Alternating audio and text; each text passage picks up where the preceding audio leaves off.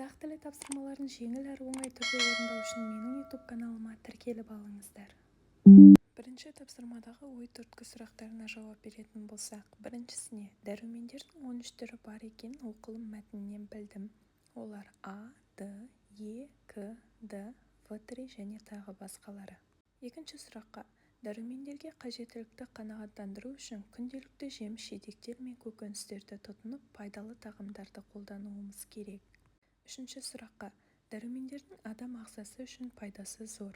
А дәрумені көз бен бауырды қорғайды, жараның тез жазылуына көмектеседі. Б дәрумені жүйке жүйесінің қызметін реттейді.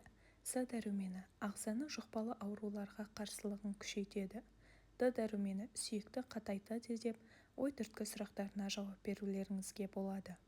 Ал екінші тапсырмада дәрумендердің қандай түрлерін қолданып жүрсіңдер деген тақырыпшада Әйгерім мен Даниярдың арасында сұхбат құрастырдық. Бұл сұхбатты сіздер видео сабақтан көре аласыздар. Үшінші тапсырмада кестеде берілген ақпараттарды пайдалана отырып мәтіндер құрастырдық. 1 тік сызықша грамматикалық кідіріс, 2 тік сызықша логикалық кідіріс, 3 тік сызықша психологиялық кідірісті білдіреді. Бірінші мәтін. Қызылшаның құрамында С, В, Р дәрумендері болады. Ол қант пен минералды заттарға бай көкөніс. Қызылша адам ағзасындағы қанды көбейтеді. Екінші. Сәбіздің құрамында А, С, В, Р дәрумендері бар. Ол глюкоза мен органикалық қышқылдарға бай көкөніс. Сәбіз көздің көруін жақсартып, адамның бойын өсіреді. Пияздың құрамында С, В, Р дәрумендері бар. Пиязда органикалық қышқылдар бар. Адамды тұмаудан қорғайды. Қызанақ С, В, Р дәрумендеріне бай. Оның құрамында қант пен минералды заттар бар. Адам бойындағы қанды көбейтіп, адамға күш береді. Деп тапсырманы орындауларыңызға болады. Мәтінде берілген ақпараттар бойынша қосжазба күнделігін құрастырдық. Үзінді. Қызылшаның құрамында С, В, Р дәрумендері болады. Түсіндірме. Қызылша қанды көбейтетін дәруменге бай көкөніс. Сәбіз құрамында А, С, В, Р дәрумендері бар. Түсіндірме. Сәбіз көру қабілетін жақсартады, бойдың өсуіне әсер етеді деп тапсырманы орындадық. Ал 5-ші тапсырмада сауалнама құрастыруымыз керек.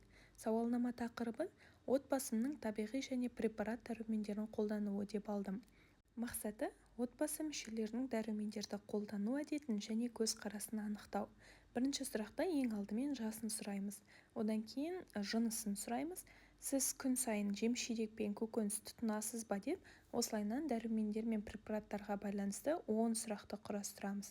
10 сұрақты құрастырып болғаннан кейін оны отбасы мүшелерімізге таратып, олардан жауаптарын алатын боламыз.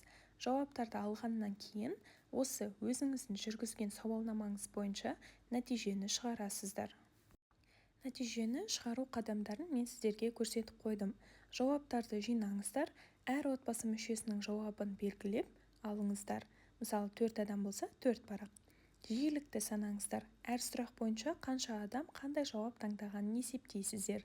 Мысалы, табиғи дәрумен пайдалы деп 3 адам айтса, препарат дәрумен пайдалы деп 1 адам айтуы мүмкін. Одан соң қорытындысын жазасыздар. Көпшілік табиғи дәрумендерді пайдалырақ деп санайды. Отбасы мүшелерінің көбі дәрумендерді кейде ғана қабылдайды деп дәптерлеріңізге өздеріңіздің нәтижелеріңізді жазып қоя аласыздар.